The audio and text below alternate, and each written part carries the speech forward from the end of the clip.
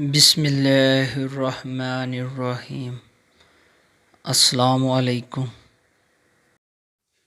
حضرت ابو سعید رضی اللہ تعالی عنہ سے روایت ہے کہ رسول خدا صلی اللہ علیہ وآلہ وسلم نے ایک مرتبہ ذکر فرمایا کہ حضرت موسیٰ علیہ السلام خداوند عالم سے عرض کیا کہ اے میرے پروردگار، مجھے کوئی ایسی چیز بتا دیجئے جس کے ذریعے یہ وظیفے کے طور پر آپ کو یاد کیا کروں اور آپ کو پکاروں۔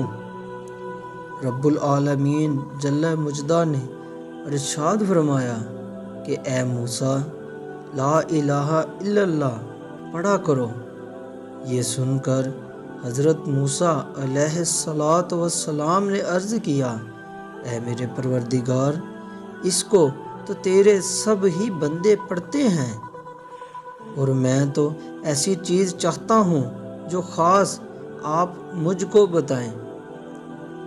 رب تعالی شانہ نے ارشاد فرمایا کہ اے موسیٰ، اس کام کو معمولی نہ سمجھو۔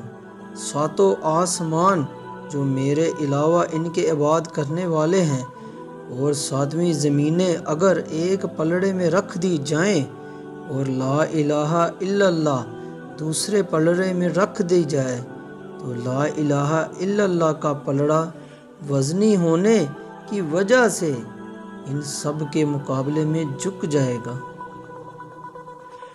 اللہ تعالیٰ سے دعا ہے کہ ہمیں اللہ پاک کثرت کے ساتھ لا الہ الا اللہ کا ورد کرنے کی توفیق عطا فرمائے۔ اور اگر آپ کو میری ویڈیو پسند آئی ہو تو پلیز ویڈیو کو لائک کیجیے گا، اور ابھی تک آپ نے میرے چینل کو سبسکرائب نہیں کیا تو پلیز چینل کو ضرور سبسکرائب کریں تاکہ میری ہر ایک آنے والی نئی سے ویڈیو آپ کو مل سکے۔